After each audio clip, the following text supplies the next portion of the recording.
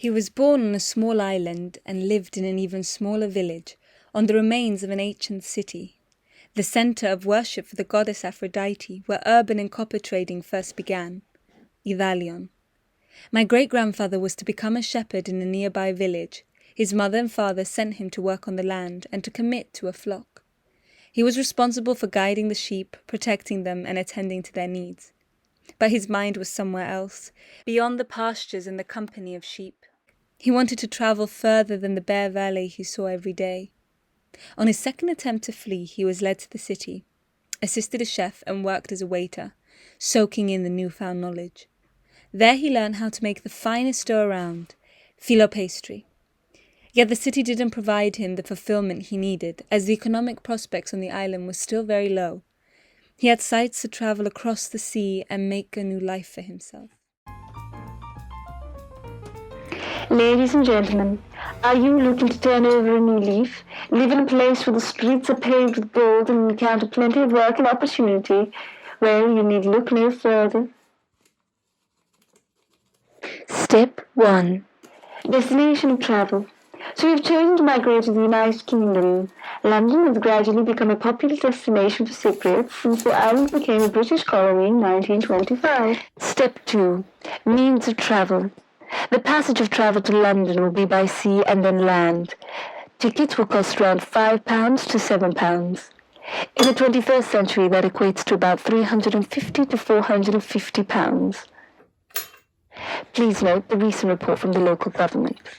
Immigrants are not permitted under local regulations to leave the island unless upon promise of some definite employment with sound guarantee. These measures have been rendered necessary owing to the large number of Cypriots having left Cyprus in search of lucrative employment abroad and becoming stranded, have had to be repatriated at public expense. If you are unable to prove definite employment or any formal sponsorship scheme to work abroad, you may consider the alternative option to travel via Egypt first and continue from there to your desired destination. Due to the large Cypriot community located in Egypt, it will be easier to satisfy the authorities to migrate there initially and then continue the second phase migration to the UK. Baking tip. Beware, however, that there is an increasing concern from the government about this evasion of control, as they are facing a lot of pressure from the British government to limit the flow of young Cypriots into London's West End. Step 3. Accommodation. When you reach your destination in London, you will require a room in a boarding house in Soho. Step 4. Language. To fully integrate a British life, you must learn the English language. You have access to speak English classes for Cypriots held at the Oakley Institute in Soho. The faster you learn and adapt to speaking the English language, the faster you'll progress in your careers. Step 5. Field of work. The catering industry is a very niche market at present, which makes it an ideal opportunity for work. You'll find a job in the kitchens of hotels and restaurants located in the West End. You may be working under Italian or English owners. The work is hard, the hours are long, and the pay is low, but you are guaranteed a job. If you do well, you may rise to supervisory positions or become a waiter and eventually owners of your own restaurants. And remember, you will receive tips, food, and lodgings. It was very difficult when you first went to England.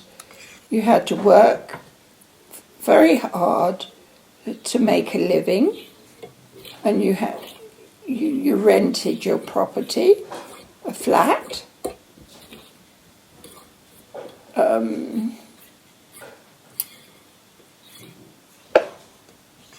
As I said, you didn't get much money for being a waiter or commie waiter.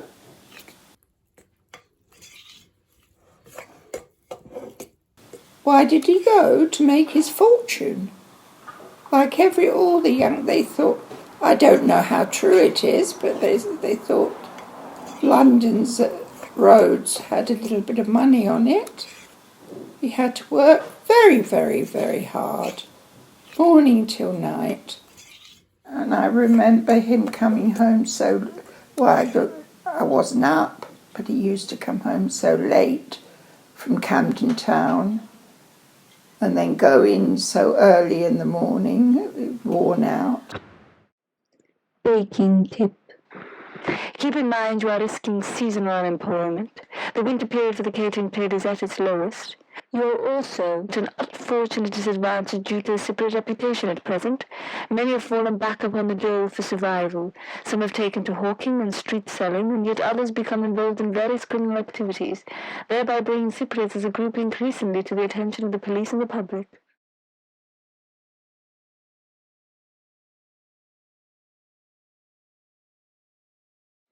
Step 6. Independence and sense of home. To succeed on your own, you may choose a job opportunity that you can do independently and source your own income.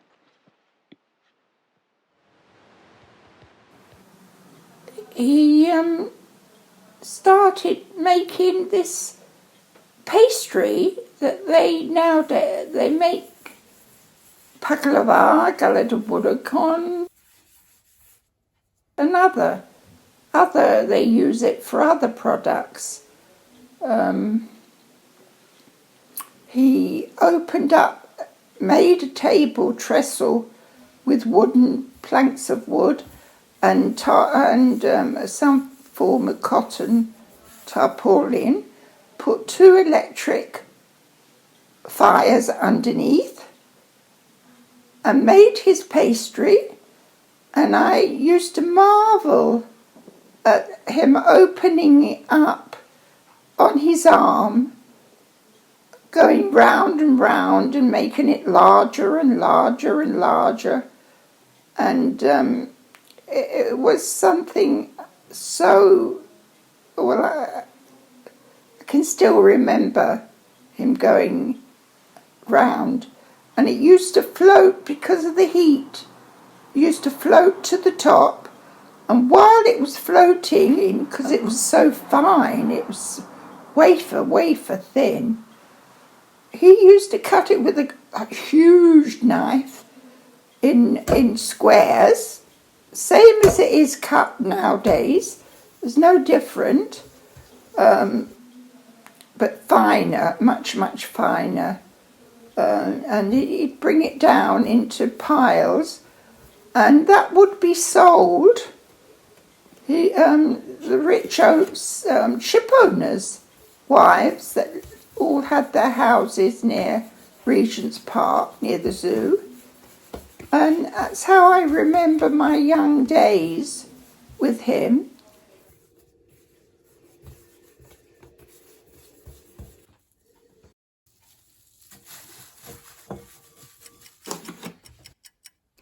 He went on to open up his own restaurant with his closest friend in Camden Town, making Filo Pastry in the restaurant's basement.